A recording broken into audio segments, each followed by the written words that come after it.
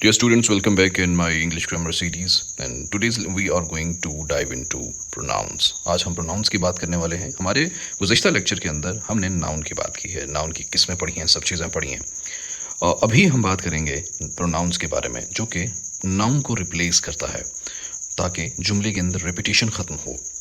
चलो इसको एक्सप्लोर करते हैं. मेरा नाम मोहसिन अकरम है और मेरी तरफ से आप और आपके अपनों पे सलामती रहमत और करम हो. This is very important part of your English grammar things. You should understand कि क्या हम पढ़ रहे हैं. तो उसके लिए सबसे पहले आपको समझना चाहिए कि हम पार्ट्स ऑफ स्पीच पढ़ रहे हैं. ठीक है, आपके जुमले के अंदर जितने हिस्से होते हैं ना, हम उनको पढ़ रहे हैं. तो जब हम लोग आमतौर पर जुमला इस्तेमाल करते हैं तो हम अक्सर कहते हैं असलम, अकरम ने वो काम किया, वजाहत ने वो काम किया. ठीक है, ये नाम हम ले रहे थे, इनको नाउन कहते हैं. ठीक है, लेकिन बाज़ औक़ात हम कहते हैं उस बंदे ने ये काम किया. तो वो ये जो उस बंदा है ना, ये जो अकरम असलम की बजाय कोई जुमले को ब्यूटीफाई करने के लिए लफ्ज़ इस्तेमाल हो रहा है उस, ये होता है उस नाउन का प्रोनाउन, मतलब उसका मुतबादल जो उसकी बजाय उसकी जगह पे इस्तेमाल किया जाता है. हम इसको मज़ीद एक्सप्लोर कर लेते हैं. A pronoun is a word that replaces a noun in a sentence. एक प्रोनाउन वो लफ्ज़ होता है जो कि एक नाउन की जगह लेता है. It is used to avoid repeating the same noun over and over. For example, instead of saying Ali went to the market, Ali bought some vegetables. ये इस्तेमाल होता है ताकि बार बार एक ही लफ्ज़ को इस्तेमाल ना किया जाए. ठीक है, जैसा कि अली मार्केट गया, अली ने कुछ सब्जियां ली, तो हम कह सकते हैं वो मार्केट गया, उसने कुछ सब्जियां ली. या हम इसको मज़ीद खूबसूरत जब हम करते हैं, थोड़ी एडवांस लेवल पे हम जाएंगे तो मैं आपको तरीका बताऊंगा जुमले को खूबसूरत कैसे लिखते हैं. हम ये कह सकते हैं अली ने सब्जियां ली जब वो मार्केट गया. इसको और कई तरीक़ों से एक्सप्लोर और माउट किया जा सकता है. ऐसे नहीं, लोग बड़े बड़े अच्छे नंबर ले लेते हैं ऐसे और प्रेसी के अंदर क्योंकि उनका जुमला बन गया होता है, जो उनको जुमला बनाना आ गया होता है. इसके अंदर ही is the pronoun of Ali. And let's try to understand the types of pronouns. मतलब प्रोनाउंस की किस्में कौन कौन सी होती हैं. ये मुख्तलिफ इक़साम होती हैं इसकी. Pronouns are classified into several categories. मुख्तलिफ कैटेगरीज के अंदर इनको क्लासीफाई किया जाता है, सेग्रीगेट किया जाता है based on their functions in their sentence. वो जो कैटेगरीज क्लासीफाई की जाती हैं वो उनके फंक्शंस पे बेस कर रही होती हैं कि क्या उनका फंक्शन है. जैसा कि personal pronoun, these pronouns refers to specific people और थिंग. ये प्रोनाउंस रेफर करते हैं ख़ास लोगों और चीज़ों को, जैसा कि I, you, he, she, it, we, they etcetera. जिसकी एग्जाम्पल अगर देखें तो वो है she went to store, he went to store, we went to store, they went to store. All these are personal pronouns. Possessive pronouns की बात करें तो ये शो करता है ऑनरशिप और मलकियत को. जिसकी एग्जांपल है मेरा, तुम्हारा, उसका, उस लड़की का, इस चीज़ का, हमारा मिला के, या फिर उन लोगों का आपस में मिला के. इसकी एग्जांपल है कि दिस बुक इज़ माइन, ये किताब मेरी है. नाउन्स की इक़साम में रिफ्लेक्सिव नाउन की भी एक बहुत अहम किस्म है. These pronouns refer back to the subject of the sentence. ये सब्जेक्ट से मुताल्लिक होते हैं सेंटेंस. जैसा कि आई का होगा माई सेल्फ, यू का होगा योर सेल्फ, हिज का होगा himself, herself, itself, ourself, yourself, themself, जैसे जैसे जमा होता जाएगा. जैसा कि I did it myself. Relative pronoun कहते हैं दोस्तों उन प्रोनाउंस को जो इंट्रोड्यूस कराएं, जो मुतारफ़ कराएं रिलेटिव क्लास को, रिलेटिव जुमले के दूसरे हिस्से को जो कि मुतल्लका हो, and relate to a noun mentioned earlier in the sentence. और जो पहले से मेंशन शुदा जो नाउन होता है उसको कहीं या किसी तरीके से मिल रहे हों या उससे मरबूत हो रहे हों, मिल रहे हों उससे, उसको कहता है. जैसा कि who, whom, whose, which, that. I hope कि इसको इनके मतलब का तो आपको पता ही होगा. जैसा कि the man who called you is waiting you. Who जो है वो ऑलरेडी पिछली क्लास में जो लफ्ज़ इस्तेमाल हुआ था मैन, उसके बारे में रेफर कर. दोस्तों डिमॉन्स्ट्रेटिव जो प्रोनाउन होते हैं these point to specific thing और पीपल. जैसा कि दिस, दैट, दीज, दोज. इसकी मिसाल देखें, this is my favourite book, ये मेरी. This is the demonstrative pronoun.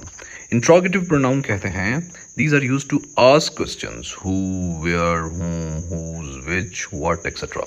जैसा कि who is coming to the party, कौन पार्टी में आ रहा है. तो ये जो प्रोनाउन है ये जो किसी नाम की बजाय इस्तेमाल हुआ है, ये वाला इंट्रोगेटिव प्रोनाउन है. Last but not least in the pronoun family is indefinite pronoun.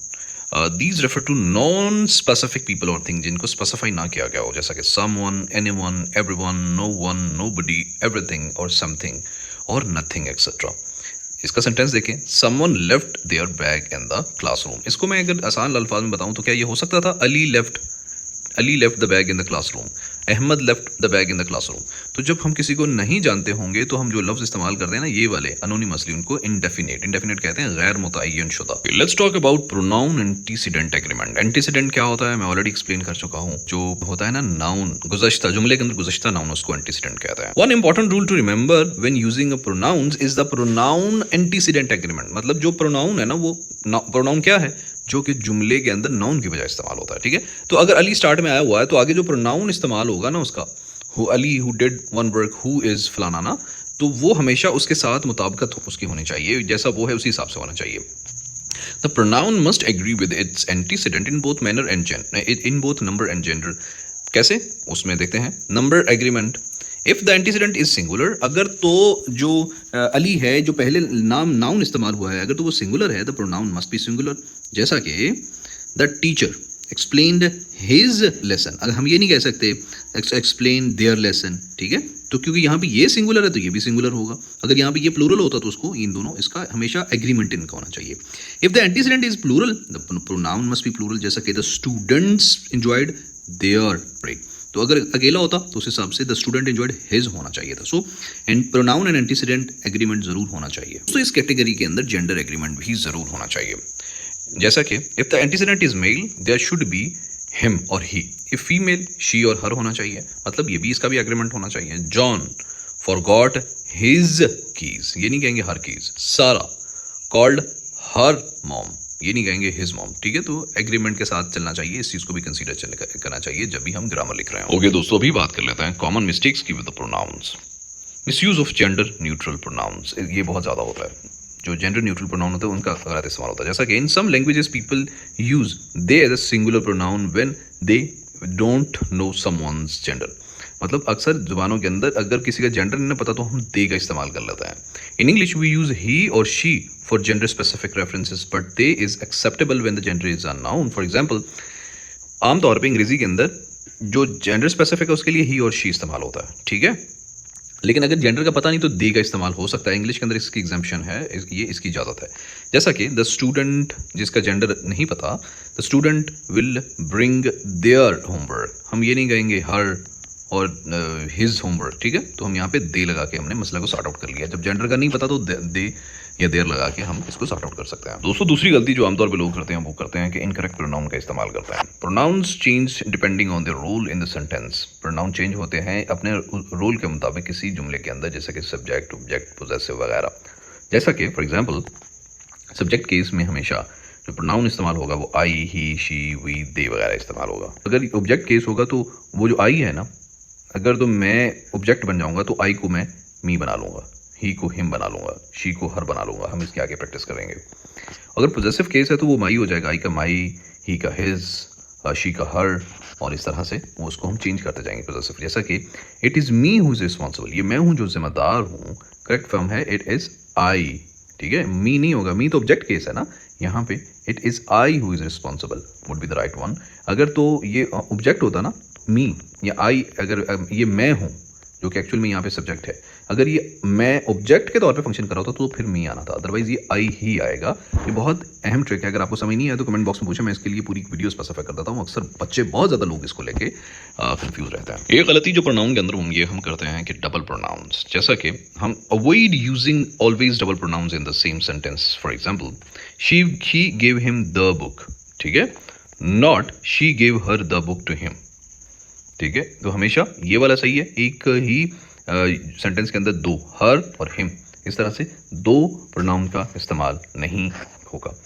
तो बात खत्म करते हुए, जो प्रोनाउन होते हैं ये एसेंशियल हिस्सा होते हैं, अहम हिस्सा होते हैं इंग्लिश ग्रामर का, क्योंकि ये मदद करते हैं ताकि हम चीज़ों को, बातों को, नामों को दोहराएं नहीं, और हमारे जो सेंटेंसेस हैं वो ज़्यादा कंसाइज, मुख्तसर और अच्छे और कंडेंस बन जाएं। हमेशा कोशिश करें कि प्रैक्टिस करते रहें using different type of pronouns and pay attention to the rules of pronouns, antecedent, agreement and pronouns related such sort of stuff. दोस्तों, अगले लेक्चर के अंदर हम बात करेंगे वर्ब्स के बारे में और दूसरे पार्ट्स ऑफ स्पीच के बारे में। So make sure to like, share and subscribe for more grammar tips, and thanks for watching, and keep supporting please, and keep practicing English grammar.